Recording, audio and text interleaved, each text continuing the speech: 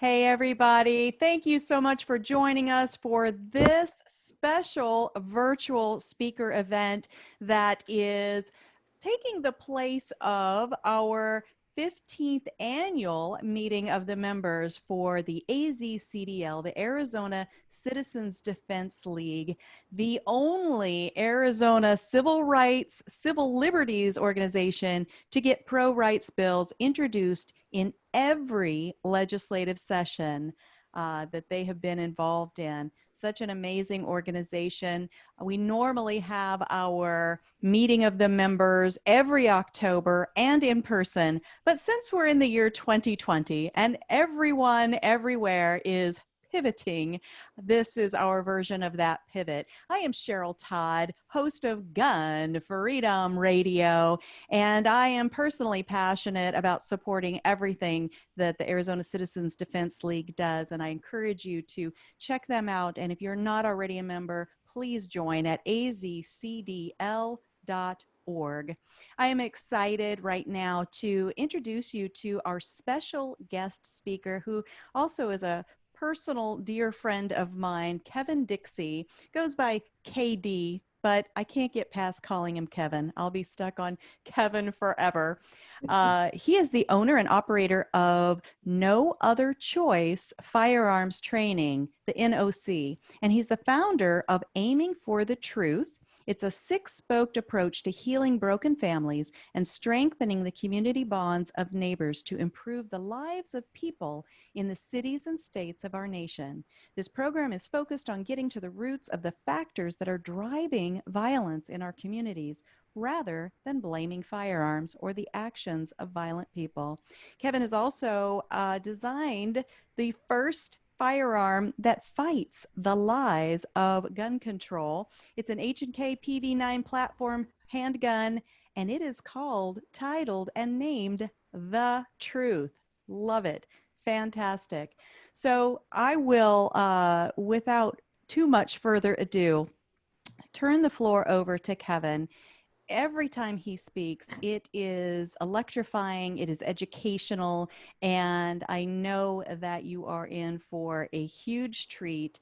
Kevin Dixie, thank you so much for joining us, and I give you the floor.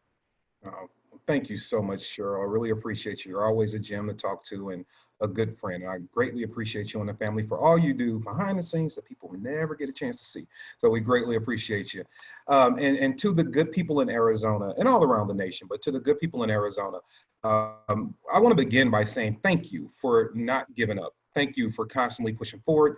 I understand that fighting in the mud with people that are trying to take our rights is a daunting task. It is dirty, it is tiring, it is relentless, and yet you guys haven't given up. So thank you very much for that, because if one of us fall, we can all fall. So what you're doing on your forefront is helping me all the way across the country. So I greatly appreciate that. And giving you more fuel for your tank is what I wanted to do today.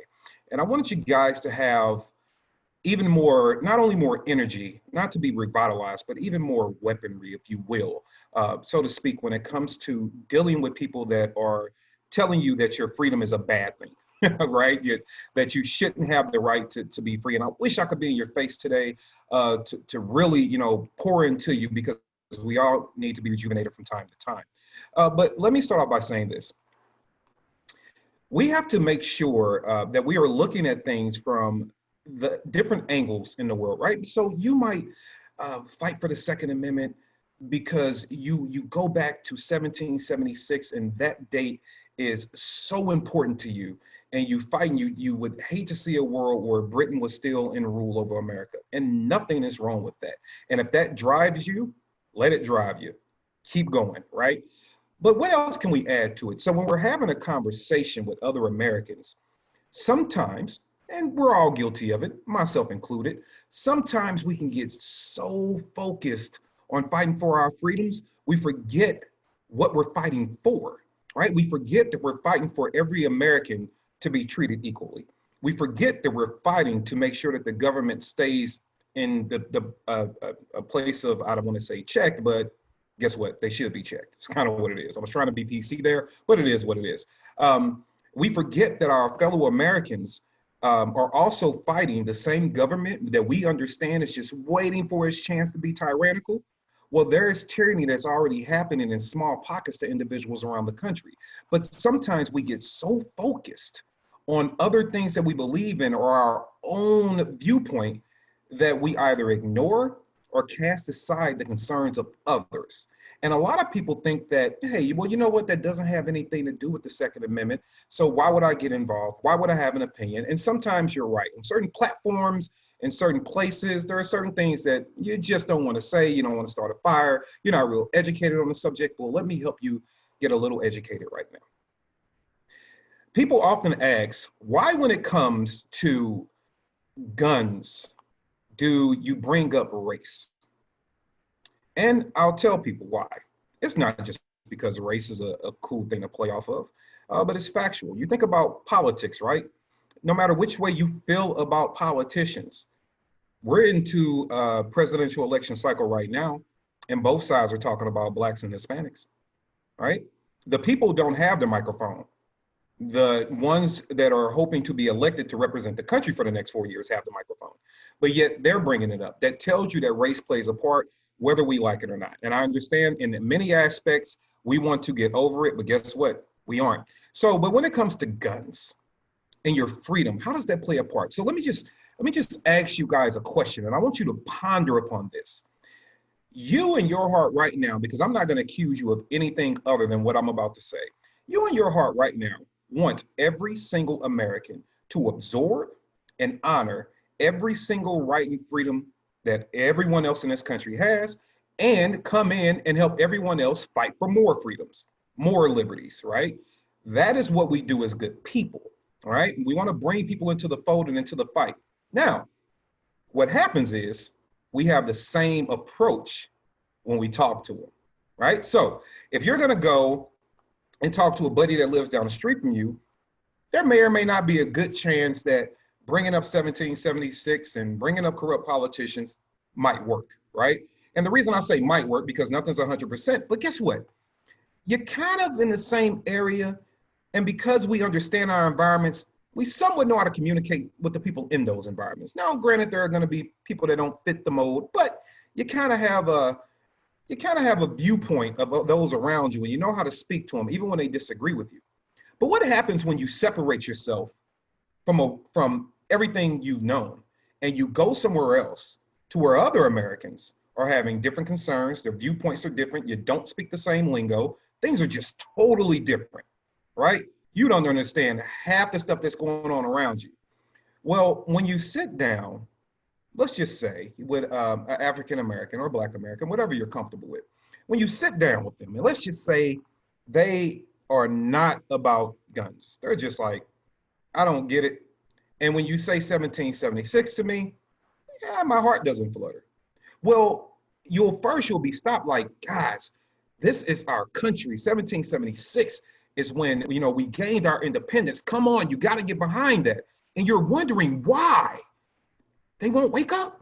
You're wondering why their shoulders won't get strong and their chest won't go out. And you're trying to get them pumped because this is what you know and you're passionate about it. And this is before we get to talking about self-defense, which is something more people can relate to. But we're just really trying to get to the hearts and minds of it. And you're like, God, man, I don't get it. You're frustrated. It's like grabbing at air. I'm here to help you. I'm here to help you. Here's the honest to God truth. In 1776, in the days leading to 1776, or the years leading up to that, there were a group of people called patriots. They got tired. They got really tired. They didn't want to go through being told what to do anymore, taxed without representation, having their homes looted, having people take their possessions, having people take their crops, their stock, having soldiers just occupy their homes when they didn't want it. They got tired. You know what they did? They beat them up and kicked them out. Beat them up is nice. We know what they did, right? They beat them up and they kicked them out. Now, in the midst of that, they had loyalists to the crown that were trying to tear them down and, becoming saboteurs of the patriotic movement and things of that nature. So it was a real struggle, real fight. But guess what? America gained her independence. As nasty as it was, as hard as it was. She gained her independence. So when you look at 1776, if you know any of those fine details, you are passionate, and you should be. You absolutely should be. Well, why isn't the guy that you're talking to, that you view as equal, that you view as just as valued as yourself, that you respect, that you talk to, as somebody who matters, their opinion matters, they matter, which is why you're trying to get them to understand that they need to own a firearm, right? Because you care about them to some degree. But why doesn't that wake them up? Here's the thing America doesn't like to hear. In 1776, America fought from its freedom from Britain. Into the 1900s, I was still fighting for my freedom from America. That is factual. That is truthful, because this skin was not enough reason for me to be validated in this country.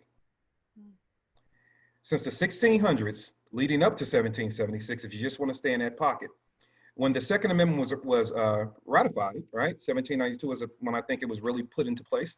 Guess what? The Constitution nor the Second Amendment itself included me. They weren't talking to me. And here's the factual reasons why. This is not a point to get emotional. This is a point just to give you some perspective. If we wrote a law right now, me and all you guys out there and guys and gals listening, if we wrote a law right now about human beings, right? A law about us, about treatment or something like that, will we include our cars? Horses? We wouldn't. Cell phones? We wouldn't, because we're talking about the human beings. Well, guess what? That's all I was a piece of property, right? So there was no reason to include me because we weren't valued as humans. So even when you look at, fast forward, when you look through our history, 1865, you take the state of Tennessee's Constitution. The Constitution read, and now this is as time is going on, we're past 1776 and we're getting closer to the current times now. In 1865, Tennessee ratified its state constitution, all right, to basically read, and I'm paraphrasing, that all free men have the right to bear arms, right? They ratified it to read that all free white men have the right to bear arms. So once again, even when freedom was looming and there was a hint that there might be, freedom coming to all people, and we do need to value, African Americans as, Americans, then there were states, and I'm using Tennessee as an example, but there were states that went to say no. Even so much so to go so far as when we had our Civil War, I don't know if anybody's ever read the secession letters, but you absolutely should read them. They were enlightening. The fact that blacks wanted, the northern states wanted freedom for Negroes and blacks, and that was absolutely not something that a lot of the southern states were about. And so they wrote that. If you read Mississippi's secession letter, it's like, wow, right? And there were other things going on. That wasn't the only issue. But when you look at that and you start talking about freedom, everybody doesn't view freedom the same way you do. And that's okay, because we have to look at the perspective. The thing about America is that it is such, overall, it has its flaws. Things are in error, absolutely. But America is such a great country in comparison to other countries with all their flaws, that sometimes we get a little arrogant and we forget things. Doesn't make us wrong. It just means we have work to do, and we shouldn't get too cocky, right? Because the only way we're going to remain a great nation is to constantly rebuild ourselves, is to constantly reinvent ourselves, and it's to constantly sometimes sit down and have a real face-to-face and say, okay, I've been screwing up. How do I get better, right? So that's what I'm trying to help you with today. Now I'll lead you up into more modern times. Tulsa, Oklahoma, 1921. Black Wall Street. Black Wall Street is a community in the Tulsa, Oklahoma area. And you can imagine, right, we're talking the 20s, right? So you can imagine that segregation was kind of a thing, right? So the community did exactly what people are saying that many communities should do now. You need to become independent and you need to build up on your own. Well, guess what? They did. And here's where gun control really, really bothers me. Now that I hope you got a little bit of taste about how to present the message of freedom to other people, I want to tell you how it could have helped them. So as you're walking them through a timeline, some that might even make you uncomfortable, lead them into 1921. We get to 1921, and in Tulsa, Oklahoma, a self-sufficient community, the dollar stayed inside the community. It had everything you can imagine. You imagine think of a local suburb by you right now that has everything in it, right? Like the pretty place to go. That's what Black Wall Street was. It was all black people, right? So long story short, there was a black kid who was a shoe shiner, and there was a young white woman that was an elevator operator. Black kid bumps the elevator operator. She screams. He's scared. It's the 20s. He runs. He's caught. He's placed in jail. Rumors go around that the mob is going to come hang him because how dare he touch a young white woman. Gentlemen from Black Wall Street went to the jail, armed primarily with long guns. Now, this is gonna make sense in a minute. Armed primarily with long guns. They're military veterans. These guys have been there, done that. They're trained with their guns. They go to the jail and basically say, hey, we're just here to make sure he gets his fair day in court. That's what we're here for. We're not gonna let a mob come hang him. Sheriff says, okay, just guys, we got it. We're not gonna let that happen. Just stay outside. They go outside. Here comes the mob to do what they said they wanted to do. This is the part of the story that is only plays second to the horrific incident that happened right after this encounter. A man walks up to the black gentleman, and he's not worried about the select long guns they have. One guy has a handgun tucked into his waistband, and he says, hey, N-word, what are you doing with that gun? And points to the handgun, and then attempts to take it from him. A struggle ensued, a shot went off, and what happened after that is that entire community of Black Wall Street was eradicated in 24 hours. Why are guns important and how do they play a part? Well, guess what? Because of Jim Crow laws and sort of the Army Navy laws at the time, Oklahoma adopted those laws, which made it difficult, if you will, for handguns to be owned by blacks. So they couldn't conceal a weapon. They would much rather you see you with it and not something you can easily conceal. However, Black Wall Street, they had enough money, they could kind of make things happen, right? But they had inadequate arms. Inadequate arms is the illusion of freedom. It's not true freedom, which is why we don't want people telling us what we can own.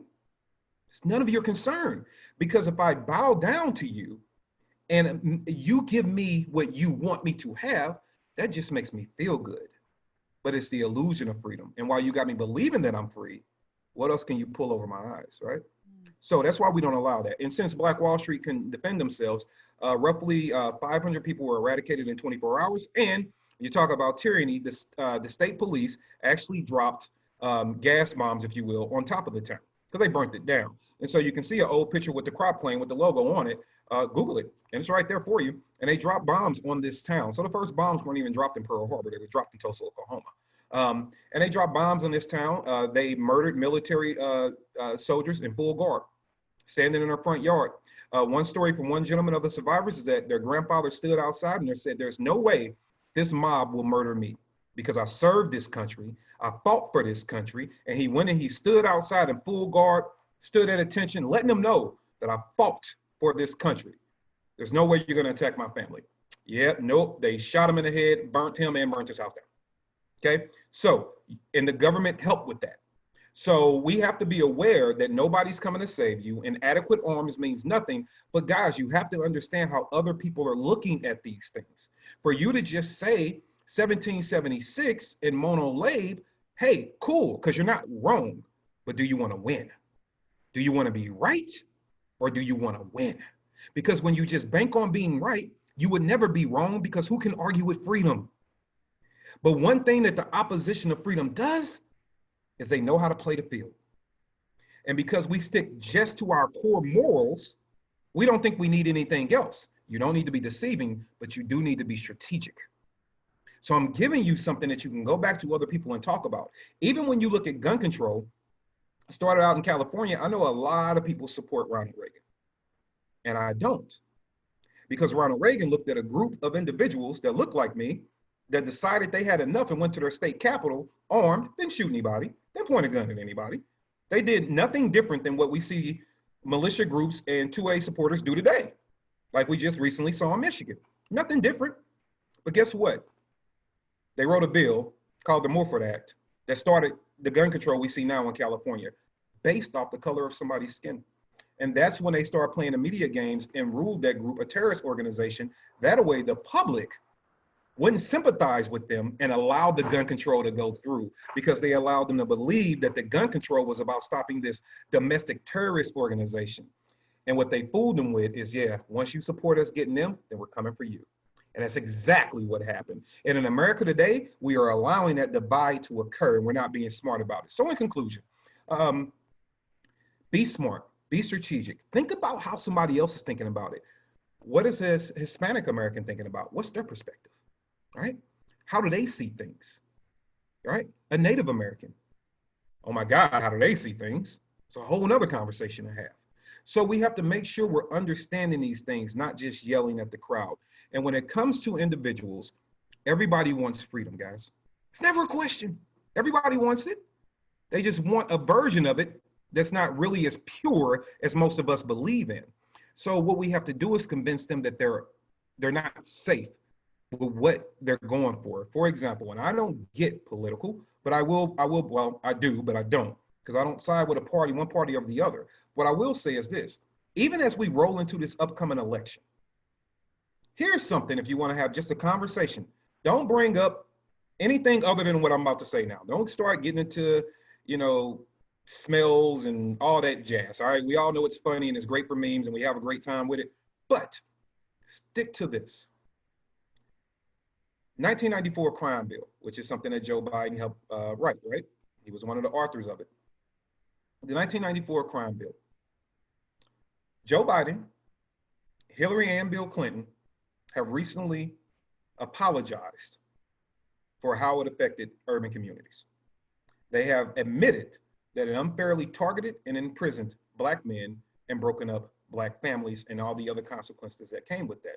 Well, here's one thing about the 1994 crime bill, and this is how they divide America, and you don't see each other's perceptions. What they did to people like me in 94 is they put me in jail. I was in high school when Hillary stood on stage and said that I was a super predator. I remember that, okay?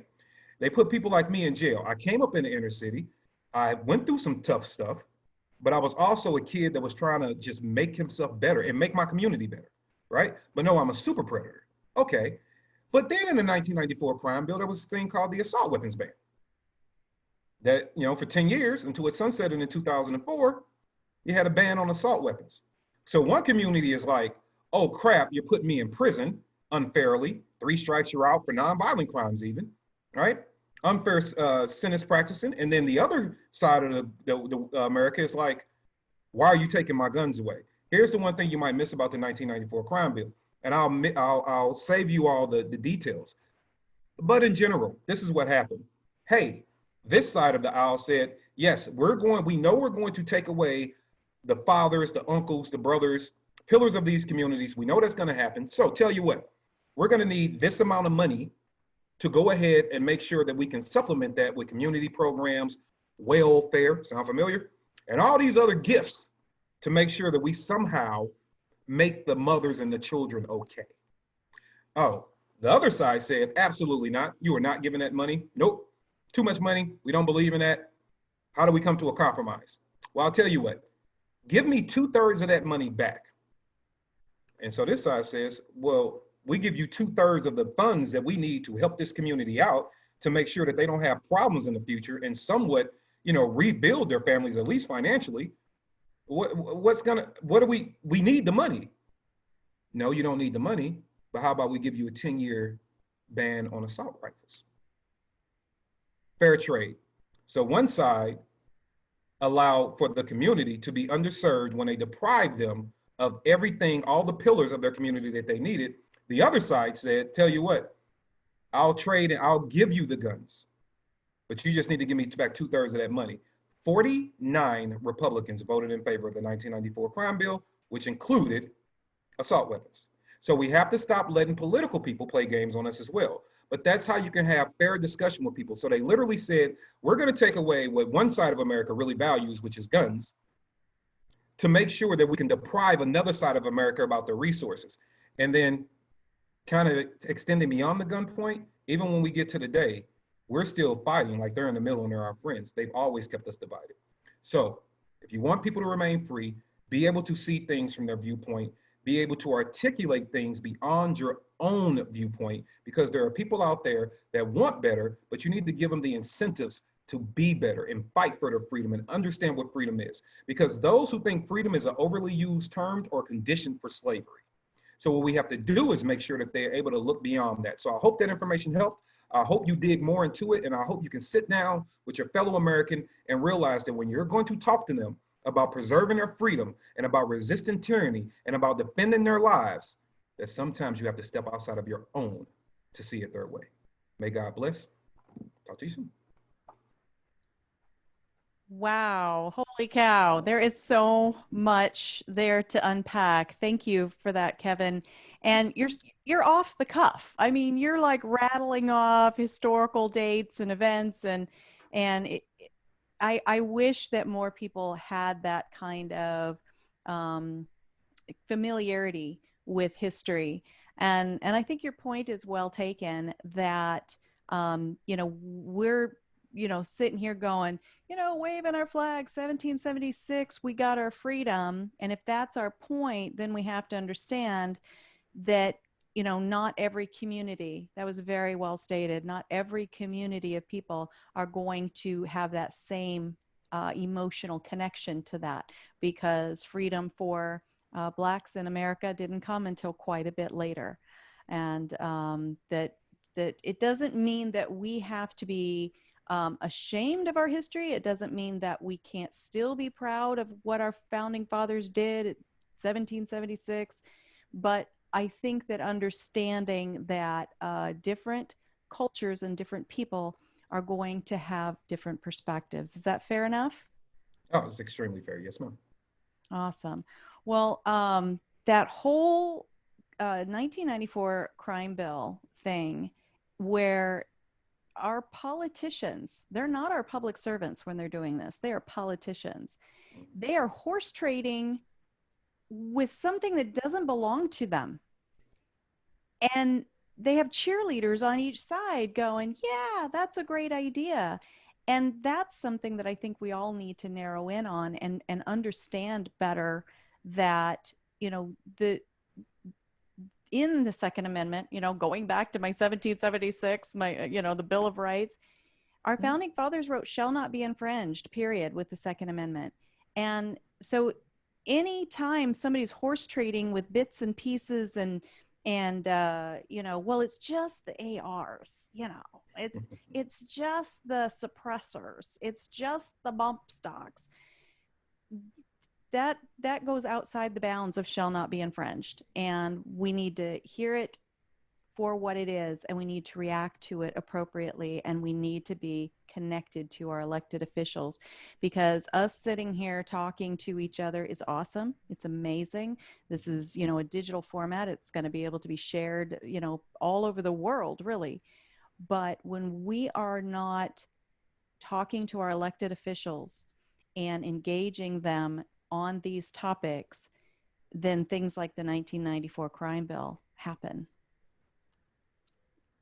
Absolutely. Yes. Yes, and we have to and we have to be careful with tribalism is dangerous. And I like to tell people, that's why I don't tell people how to vote. I don't tell you you need to vote this way or that way, or no, it's not my job. Like, who am I to control your life in such a manner? Because voting is one of the great superpowers you have. It's not mine, it's yours.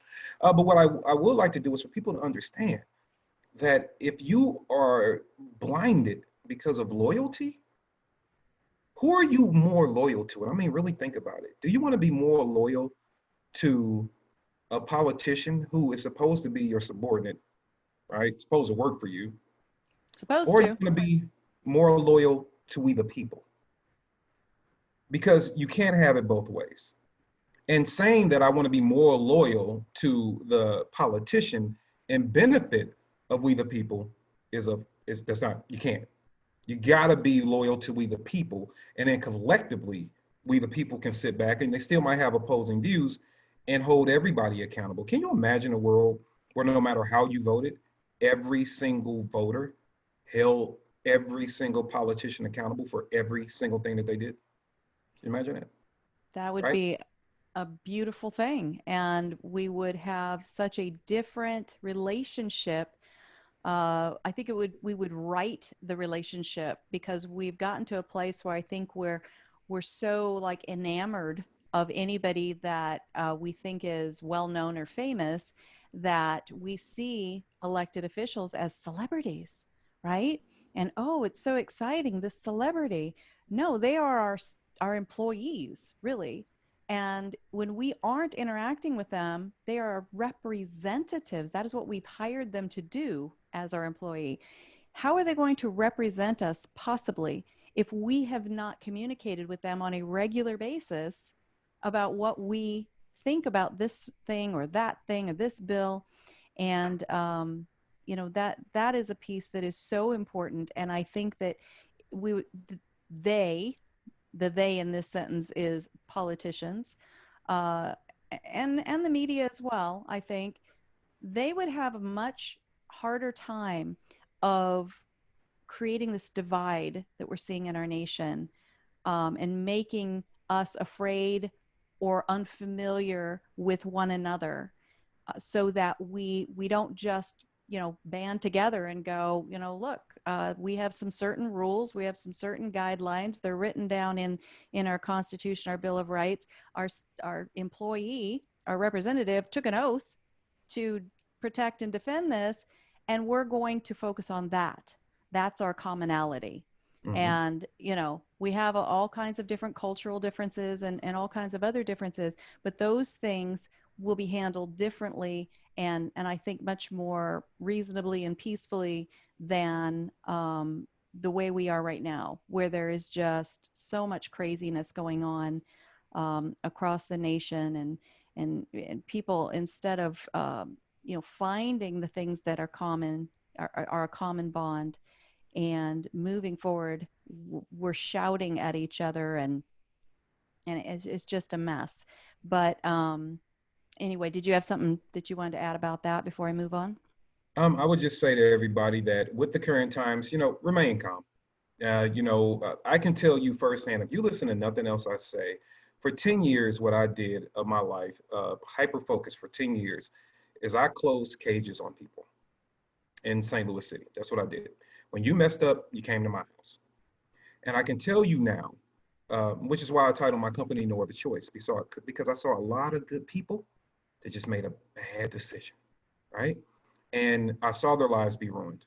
I know what it's like to see families beaten on glass, to see family members break down, to see the soul essentially leave the body of an individual who understands they're going to be the property of the state or the federal government for X amount of years, or to go through the what if phase, right? Like, what's next? What's going to happen to me? I've seen people lose their homes. I've seen people have to lose their businesses. I've seen it for years. This is what I dealt with.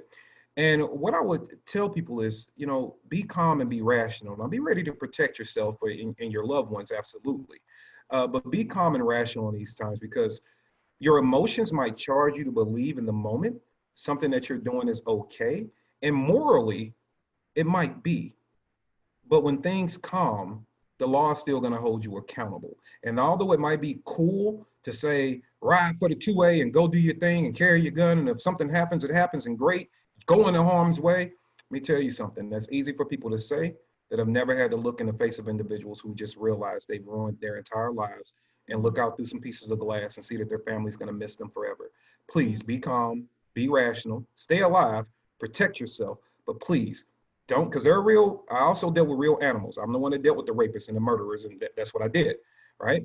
But please stay calm, stay rational, and remember, the Second Amendment is great. You should always carry it with you, but it is also the ultimate source of responsibility. As people that carry guns, we are charged with being knowledgeable of the law, and we are charged with being the ultimate people responsible, because we carry the ultimate weapon, right? We do, or our mind is the ultimate weapon, but we carry the great equalizer, rather, right? So just make sure that unless somebody is going to cause hurt and harm to you immediately, or another person, extend God's grace and mercy as you would want extended to you onto others, unless they put your back against the wall and truly leave you with no other choice. At that point, you do what you have to do, guys. But be careful, be rational, be peaceful, and be true representatives of what the Second Amendment stands for. We can be poised and patient even through the midst of chaos, because that's what they believe we are not capable of doing. Wow, that's beautifully said. Thank you so much for that. I'll just wrap up with one more question, and because we're here for the AzCDL meeting of the members, you know, being a member of a group, an organization alone is not enough by itself. It's part of doing your part, is what I like to say. But why would you say that it is so important to support not only national, but also local rights organizations that are working towards the Second Amendment? Because the fight is unified, right? So if we only, which is great. So start locally. It's great to support local, because as that local subject matter expert, you're going to kind of know what's going on, what they're doing locally. Because remember, your governor might become the president. Like, so it's important. Like your mayor might become the governor, and you kind of got to keep track of people, right? Your city council person might become your mayor. Like, so keeping track and supporting those grassroots organizations and being those subject matter experts and fixing and containing things at the state level and the local level is so important, because you have that insight, you have that knowledge, and you can actually mold these politicians before they grow on and go to do other things, not only about how they should respect the Second Amendment, but the consequences if they don't, right? So that's a great thing. And then at the national level, those are organizations that can go all across the nation and do various things where they're needed, where they're called. So support those, because they're like the overlay, right? They're like the overlay. So if everybody's doing what they're doing locally and containing those states, and then they can glaze over everything, and when there's trouble in a hot spot, they can hop in and they can do stuff. So it's a truly unified front. None of us can do it alone. So that's back to being strategic. Support local and support national, and make sure you're active. Show up to rallies. If there is something else that comes up, I get it, man. People say that freedom isn't free. Well, you don't just have to play with blood. Sometimes it requires a little bit of money out the bank account, right? So there are other things that you should absolutely donate to and get active in. So I think at that local level is very important, because that's how you mold, mix, and you really learn. And then too, for the people that start off fighting at the local level, right, at the grassroots level, and donating there and being active and really getting involved, well, you're also training yourself, because we might have to call you up to the national level one day, right? But you've got so much experience doing it because you were actually active, not just sending a check, but actually active, that now when we need you, we can call you up to the national level, make you the face of a movement, or have you go speak somewhere. And we know that you're well educated because you've been in the mud for so long. You can come up to the next level and deliver the message in a powerful way. So do it all. That's awesome. All right, Kevin Dixie, tell folks how they can follow you and find all the awesome work that you do. Okay, the Google machine works. You can just plug in, excuse me, Kevin Dixie. That's D as in dog, IXIE. If you're looking on any social media platform, you can put in at the real NOC. That is for the real No Other Choice, because apparently there's some nightclub somewhere named No Other Choice. So the real NOC will find me on all your social media platforms: YouTube, Twitter, Instagram, and so forth. You can also check out our website at nootherchoice.net. It is being redefined, but I promise you in 2 weeks you're going to love it. Nootherchoice.net, or shoot us an email at nocccw@gmail.com. But you punch me in a Google machine and I'll come up, and I look forward to engaging with you and seeing you guys at the freedom finish line. That's fantastic. Thank you again so much for taking this time with us tonight and being part of our 15th annual AzCDL meeting of the members. Kevin, you're a treasure. Thank you so much. No, it's been my pleasure. Thank you all. And thank you all for joining us. And please be sure to like and share this video with all of your friends, especially maybe friends who aren't fully, well-versed or fully comfortable with the whole gun topic. Because as you can see, this wasn't political. This was just historical. It was ideas that you can just kind of chat about over a nice dinner or in your carpool when we get to do that again someday when COVID goes away. But thank you again, Kevin. Thank you all for listening. And be sure you check out azcdl.org.